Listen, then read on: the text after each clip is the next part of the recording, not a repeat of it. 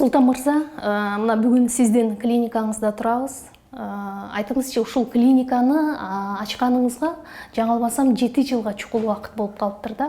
Анан Кыргызстанда пластикалык хирургияга болгон мамиле өзгөрдүбү жокпу? Саламатсызбы? Чынында ошо туура белгилеп айтып кеттиңиз. 7 жыл болду ачканыбызга. Быйыл мына 8 жыл болот экен. 7 жылдын ичинде хирургияга, пластикалык хирургияга кандай өзгөрүүлөрдү алып келе алдык? 7 жыл мурун мисалы мамиле пластикалык хирургия кандай эле, азыр кандай эле, албетте айырмаланат. Асман менен жердей десек болот. Ал кезекте биз мисалы соц тармактары дагы жакшы анча өнүгө элек болчу. Элдердин маалыматы аз болчу. Андан бери мисалы соц тармактар өнүктү. Instagram, Facebook, ВКонтакте дегендер. Ошол соц тармак аркылуу элдер маалымат алып атып, биздин жасалган жумуштарыбыз аркылуу, биздин жеткен натыйжаларыбыз аркылуу көрүп атып, азыркы убакта пластикалык хирургияга мурункуга караганда негатив азыраак да. Анткени бул нерсени адамдар мисалы туура кабылдай баштады десек жаңылбайм да. Мисалы стоматологияга тишине курт түшүп, же бир тиши деформация болуп калса, барып жасатат, туурабы? Ошол сыяктуу эле пластикалык хирургия деле ошол нерсе да. Мисалы, бирок бул жүзгө байланыштуу болгон үчүн, жүздү адамдар көргөн үчүн бул жерде ар кандай ой пикирлер жаралат да.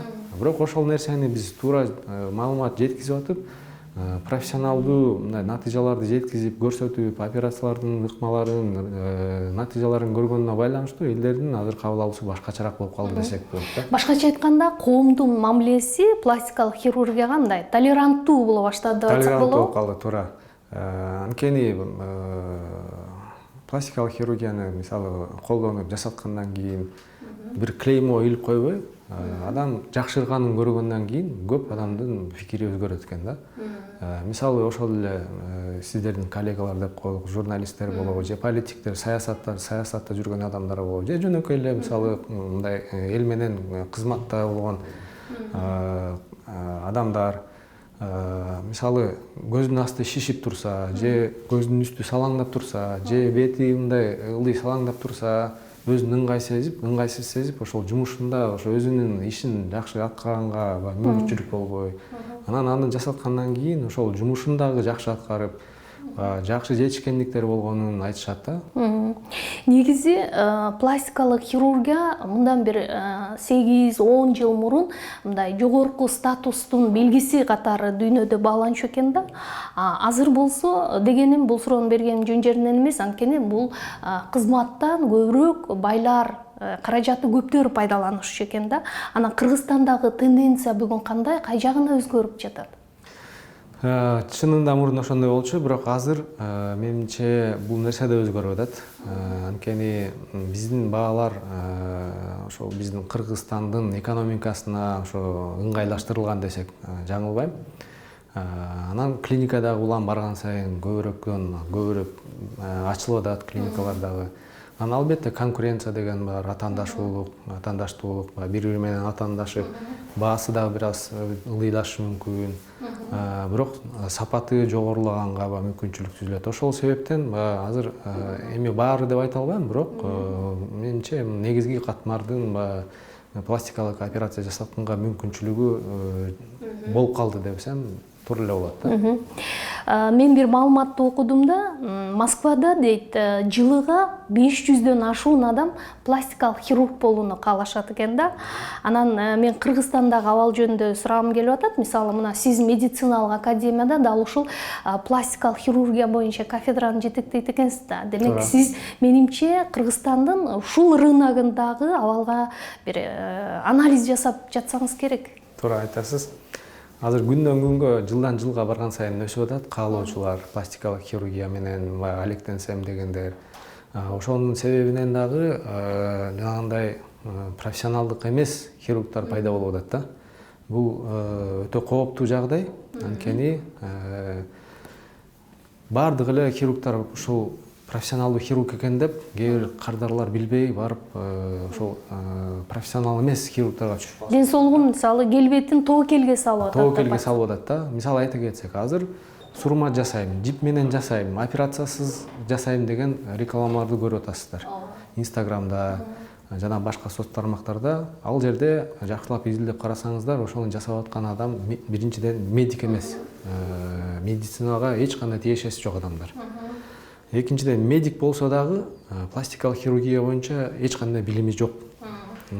Анан же болбосо ошол медик болсо, же хирург болсо дагы, бирок пластикалык хирургия боюнча билим алган эмес. Өзүнө ошол каалоосуна карап эле ошол жерге 1-2 айлык чала сабат жанагындай курстардан өтүп алып туруп, анан жасап баштаган адамдар бар да. Анан эми азыр биз муну көзөмөлгө алып атабыз. Азыр биз бул боюнча биз өзүбүздүн коомубуз бар. Кыргызстандын пластикалык хирургиялык коому бар. Ошонун президенти болуп азыр мен жетектеп атам. Азыр канчага жетип калды бул коомдун мүчөлөрүнүн саны? Мүчөлөрү Кыргызстан боюнча аз айта турган болсок, бизде жалпысынан айтканда, мындай жалпылап айтсак, мына ординатурадан азыр эсептеп кетели. Мына жакынкы ушул кабалда профессионалдуу иштеп аткан хирургдарыбыздан бир 30 хирург бар. Анан жаңыдан билим алып аткандар бар. Мисалы ординатурада, ошол жерде мен азыр жетектеп атам. Биринчи жыл ординатурада азыр 19 ординаторубуз бар. Анан эмдеги жылы келаткан дагы ординаторлорубуз бар. Аларда 17 ординатор бар. Анан булар накта профессионал болчу ординатор кийинки ошо докторлор да. Башка мисалы кандай борборлор барбы окута турган Кыргызстанда башка окута турган, профессионалдуу окута турган борборлор жок. Жалгыз гана демек база жок экен да. База жок. База ошо мына медициналык академия менен эле Кыргыз, Орус, Славян университети. Эки эле база бар. Анан калгандары болсо жанагындай чала сабат болуп калышы мүмкүн. 3 айлык, 6 айлык же жанагындай такыр эле эч кандай окубаган адамдар эле ошол бир жерден көрүп келип алып эле анан жанагындай сурма салам, же мындай бияка оюк салам, же болбосо каштын үстүнөн тери кесип алып коем дегендер да. Анан анын баарын азыр биз бир тартипке келтирели деп Саламаттык сактоо министрлигине ошол биздин пластикалык хирургия жөнүндө жобону киргиздик. Пластикалык хирург деген ким болуш керек? Канчалык билими болуш керек? Эмнелерди жасай билиш керек? Ошонун баардыгын тактап туруп киргиздик. Эми Кудай буйрса жакынкы арада ошо кол коюлса, ошо министрибиздин кол коюлса, приказы чыкса, мунун баардыгын тартипке салабыз. Жанагындай профессионалдуу эмес ошол иштерди кылып аткан адамдардын баардыгына ошол жерден көзөмөл жүргүзүп атабыз азыр. Ошонун баардыгына укук коргоо органдарына биз жөндөмө беребиз ошол адамдар жөнүндөчү, тартипке салыш үчүн. Анткени мындай профессионалдуу эмес адамдар ошол пластикалык хирургия кесибине залакасын келтиргенден тышкары дагы адамдарга, биздин жарандарыбызга залакасын келтирип атат да. Негизи сиз өзүңүз да белгилеп өтпөдүңүзбү? Азыр ошо пластикалык хирургия менен алектенгендердин саны Кыргызстандын шартында мындай өсүп бараткан тенденция бар депчи. Муну социалдык түйүндөр өзгөчө жанагы Instagram аркылуу байкасак болот да. Сиздин кардарлар жөнүндө сурагым келип атат. Мисалы, сизди кайдан билишет? Сарафандык радиобу, же болбосо жанагы до и после деген сүрөттөрбү, же дагы башка нерсеби? Мисалы, адамдар өзү алданып калбаш үчүн эмнеге көңүл бөлүш керек бүгүн? Биринчиден ошол кандай тааныйт? Албетте азыркы күндө профессионалдуу доктордун сөзсүз түрдө соц тармактарда баракчасы болуш керек. Facebook'та, Instagram'da жана башка деген тармактарда.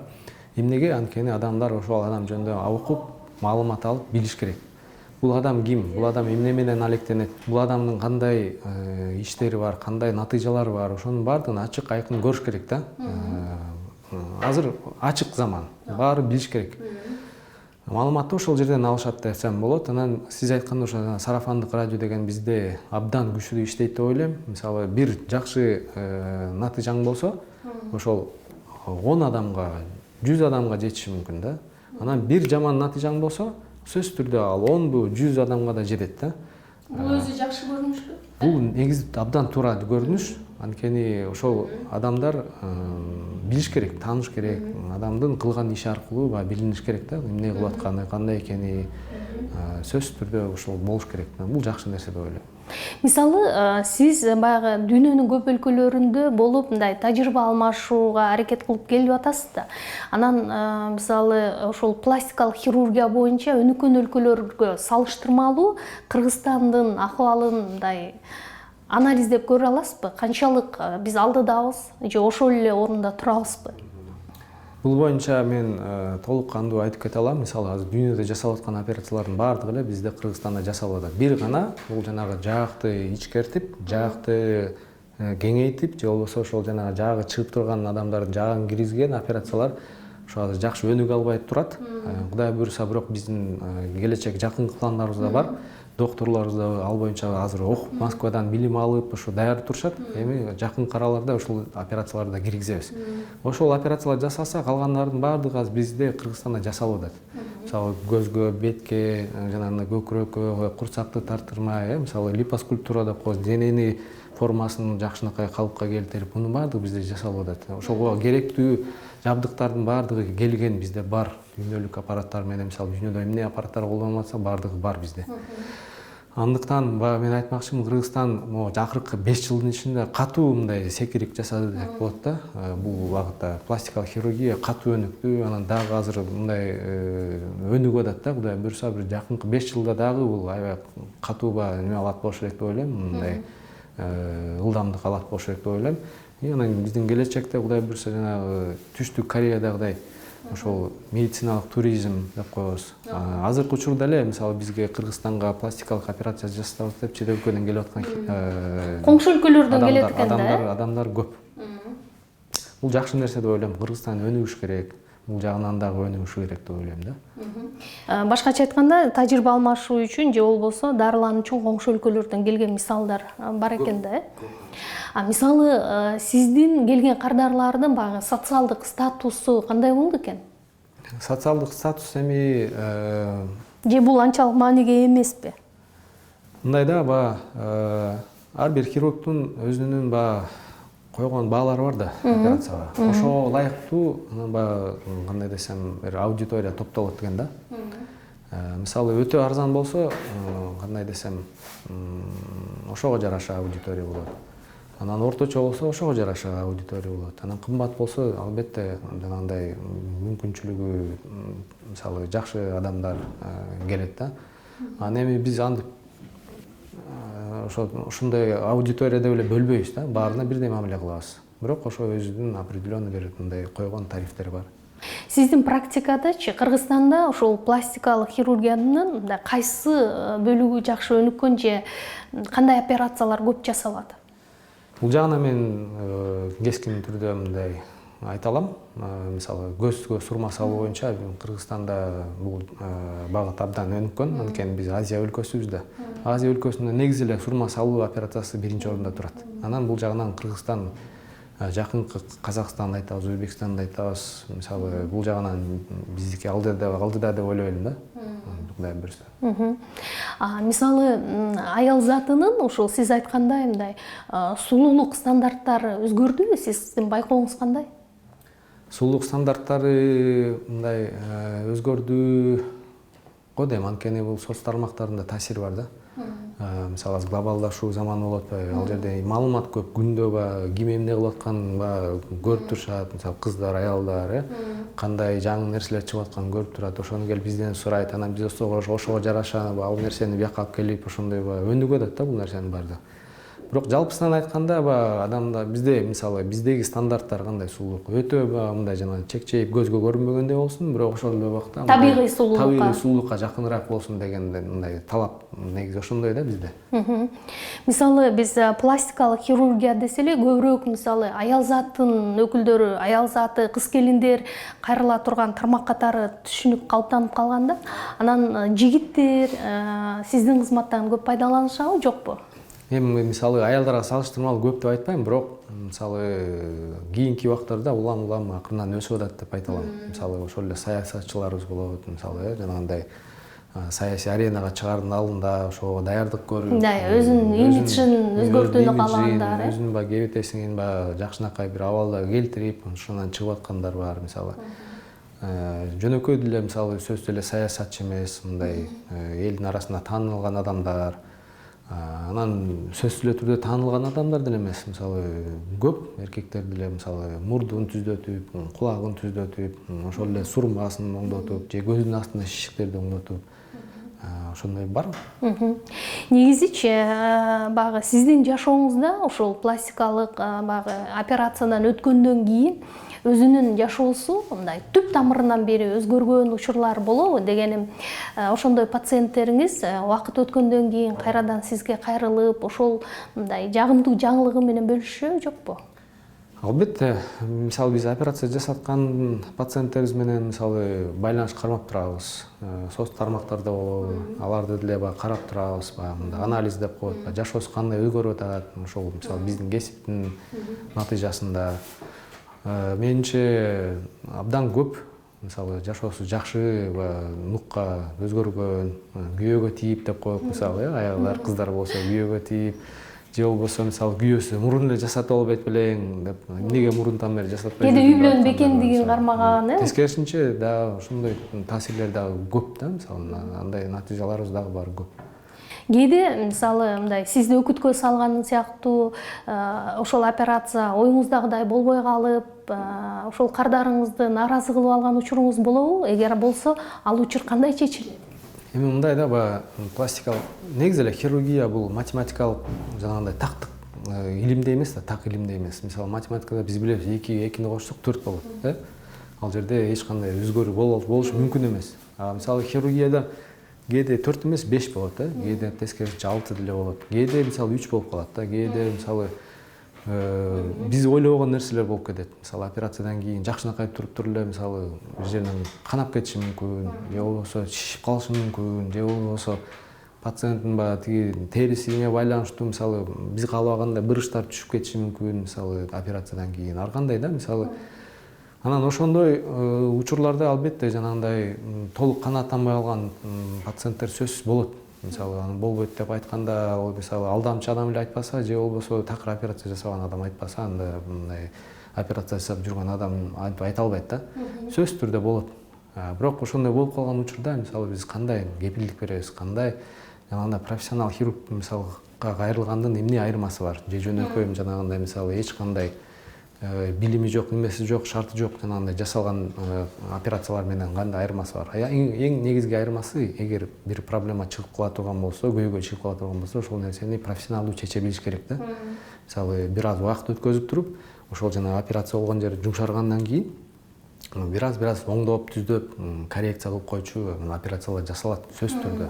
Аны жашырган менимче ал туура эмес да. Айтор бир мунасага келип чечим кабыл алынат экен да, Ооба.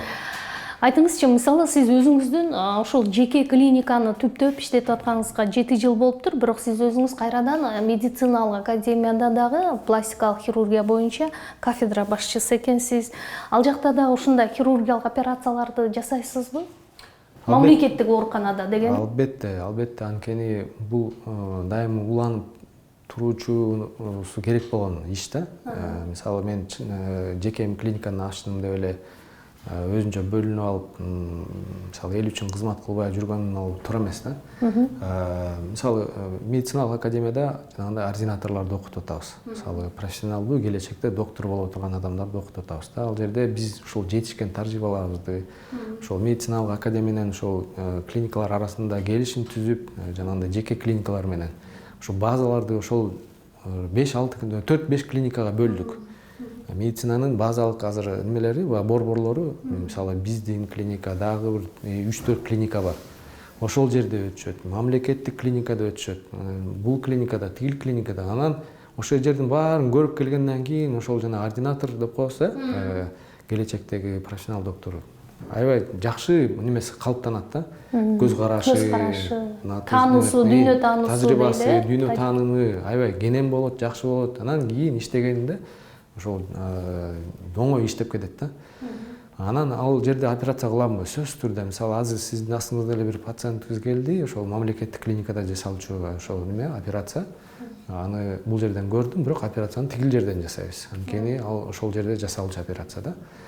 Анан ошол жана кафедра аркылуу ошол жерде ошол мамлекеттик клиникадагы операцияларды жасап, ошол ординаторлорго дагы көрсөтүп, жанагындай мастер-класс операция сөзсүз түрдө улана берет ал болот.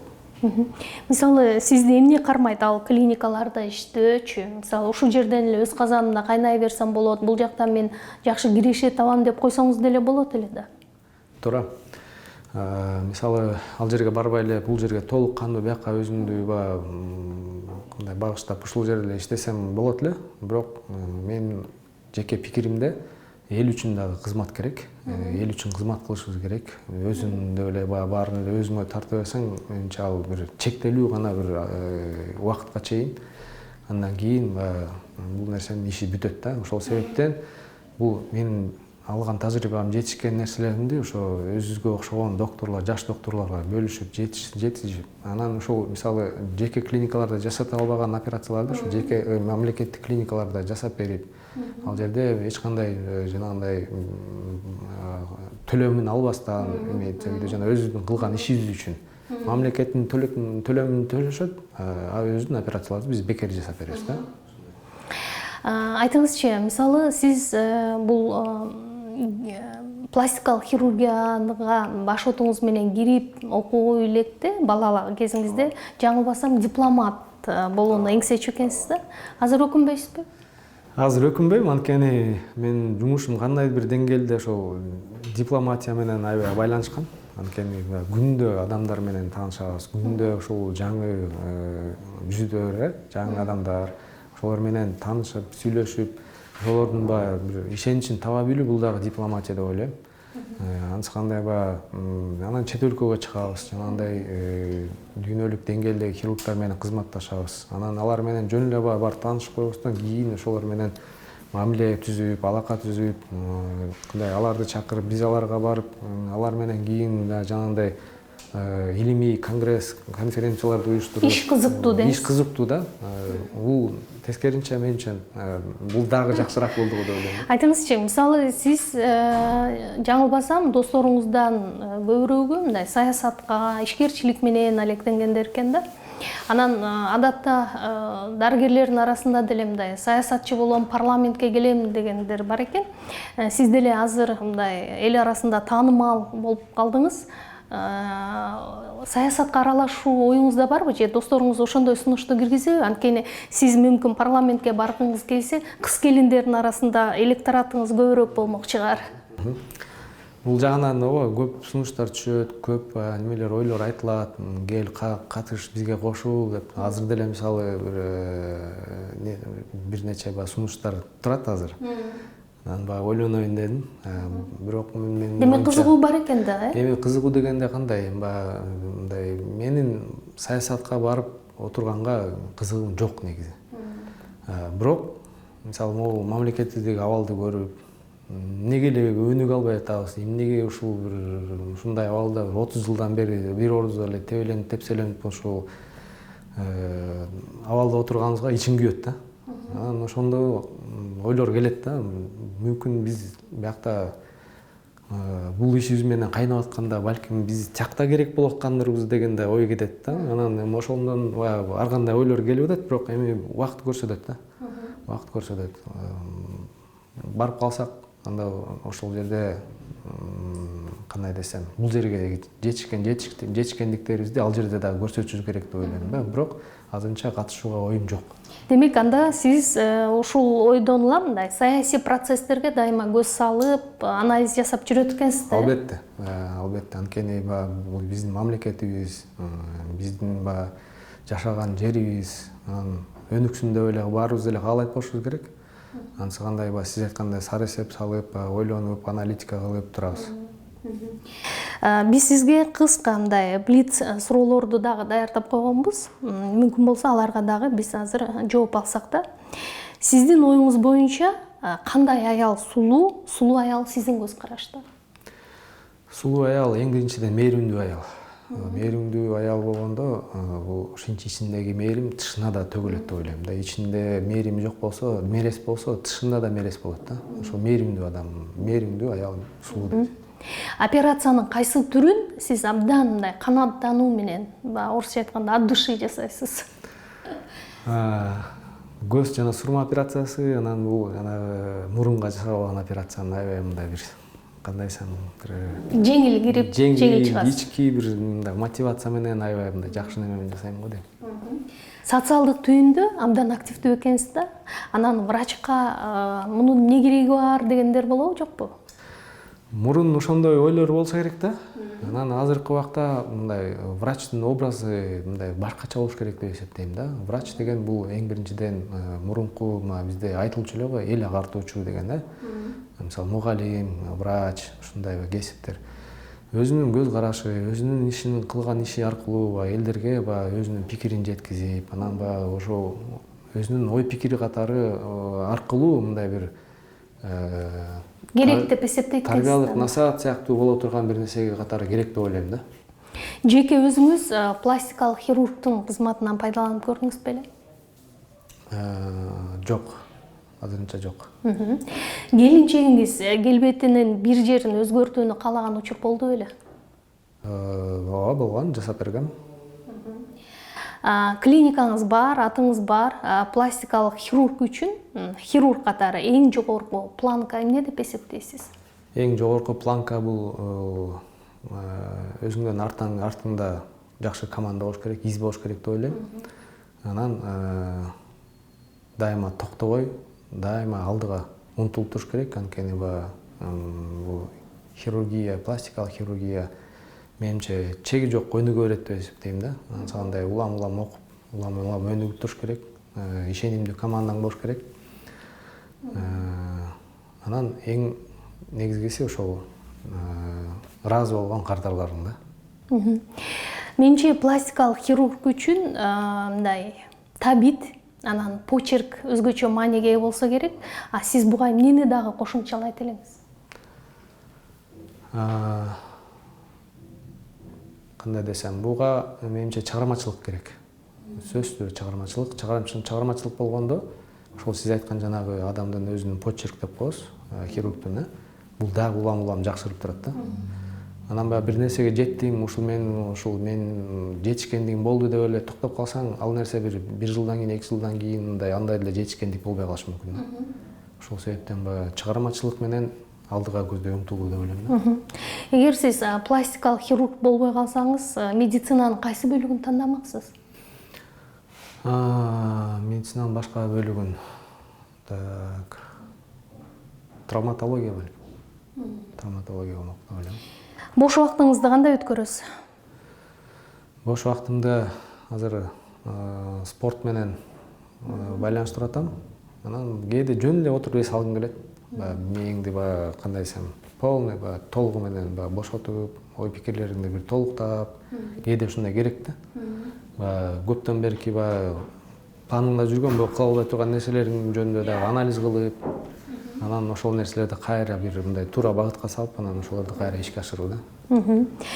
Өзүңүз элетте өскөн жигит экенсиз, айылга тез каттайсызбы? Ооба. Мисалы, мен айта кете турган нерсем, бул өтө маанилүү нерсе деп ойлойм. Айыл менен дайыма байланышта болуш керек.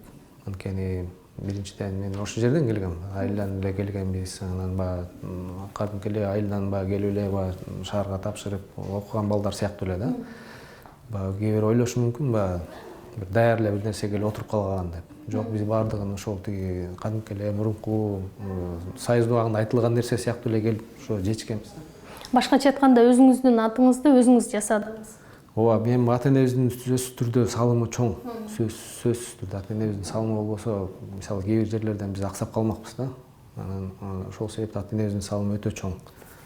Анан бирок могу жанагы мисалы эмгек иштеп аркылуу калган нерсең, эми адам өзү аракет кылбаса, эч ким мисалы түрткүлөсө деле болбойт да. Анан ошол айта кетейин деген нерсем, айыл жергесин дайыма унутпаш керек.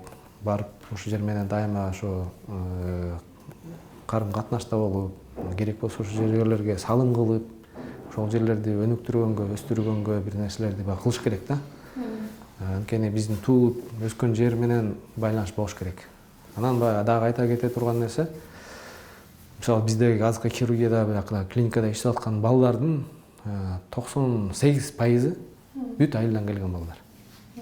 Ошо азыр жетишкендиктерге жетишип иштеп аткан балдардын баардыгы ошо жөнөкөй эле ошо айылдан келген балдар да.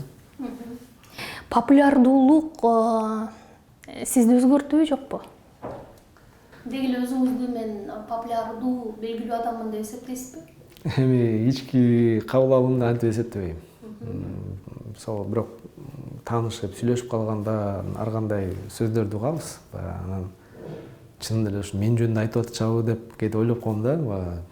Ушунда таанып калганбы деп адамдар деп.